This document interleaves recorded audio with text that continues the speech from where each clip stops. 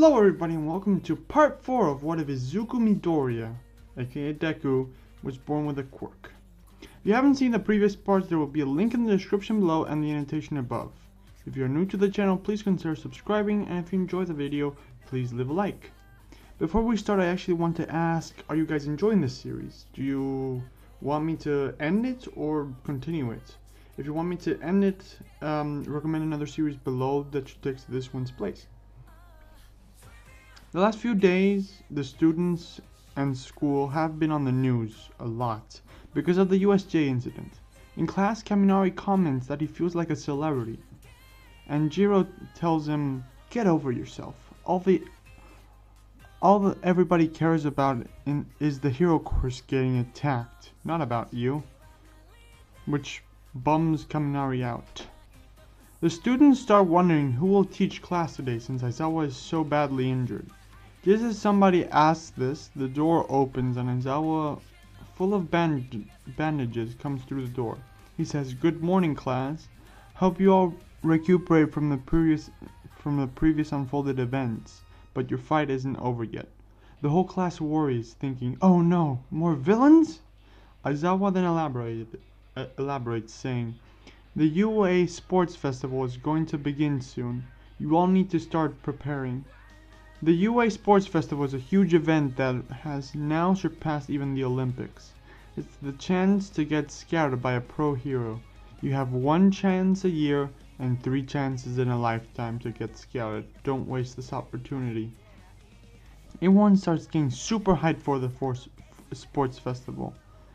Outside of the class, when they're gonna go to lunch, Uraka tells Midoriya and Ida her motivation for becoming a hero, to which Midoriya comments, "She is the most grounded out of all of us. She's not here because of a simple hero fantasy." At the end of the day, when the students are leaving to go home, a huge crowd forms in front of class 1A. The students wonder what is happening, and Bakugo says as he is leaving that they are here to check out the competition.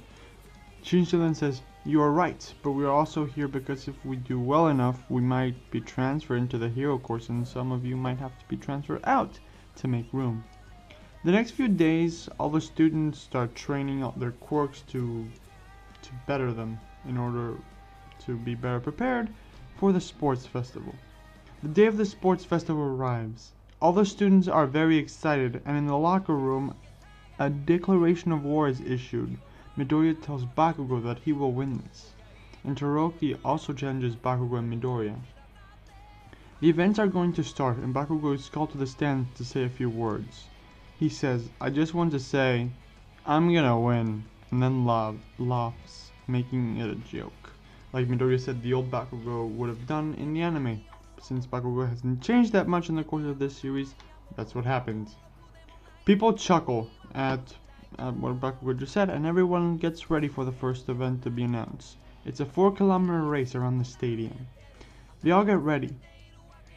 The race starts, and President Mike asks Aizawa what the students should be paying attention to for this stage of the race. Aizawa just says, "The door." Midoriya finds himself in the crowd, being knocked around back and forth. As some students start getting out of the other end of the door, they have to fight against the robots from the entrance exam. Todoroki defeats the zero-pointers very easily and makes them fall, blocking people's paths.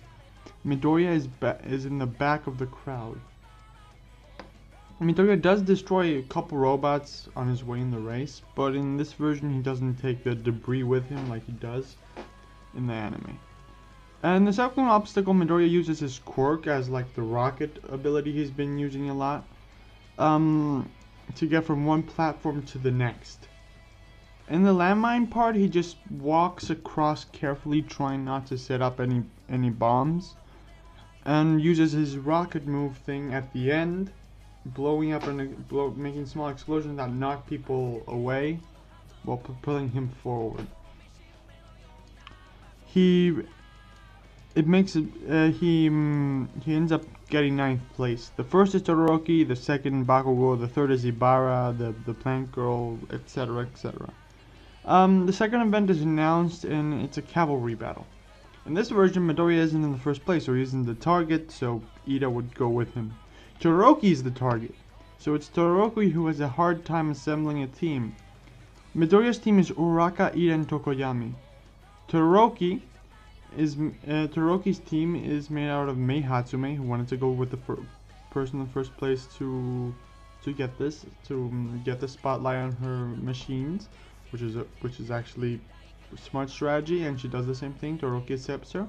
Yorozu because she respects Todoroki, and Kaminari because he has no one to team up with. The rest of the teams, for simplicity's sake, stay the same as in the anime. The cavalry battle starts and everyone starts going after Todoroki. Todoroki at the beginning of the fight says, Yorozu, now! Yorozu creates a staff that Todoroki uses to create a giant ice wall protecting them. From two sides, holes start to appear. One caused by Midoriya's fire breath and another by Yuzi Honenuki's quirk, the Mudman's quirk. They both go for the 1,000,000 points. Both grab the headband, touching Todoroki's skin a bit. Todoroki smirks as ice starts to build in the people's arms, in Tetsu and Midoriya's arms. Midoriya breathes fire to unfreeze his arm and grabs the headband. At this moment, Dark Shadow also takes the headband from Tetsu's team, which is Honenuki's team, the Mudman's team. Midoriya's team spends the rest of the fight running and taking other people, running away so that people don't steal their headbands, and taking other people's headbands while using Dark Shadow. Towards the end of the fight, Todoroki's team gets serious. Todoroki says, Yorozu, protection! And she creates an insulated sheet to protect them from Kaminari. Todoroki says, Kaminari, now! And Kaminari uses his 1.3 million volt attack. Todoroki says, Yorozu, staff. She makes another staff and Todoroki freezes everyone around them in ice. Few seconds are left in the cavalry battle and Todoroki grabs the 1,000,000 point headband from Midoriya. Midoriya unfreezes his team using his fire breath and pyrokinesis, and they turn around to go after the headband. But just as they do, Midnight says, time is up.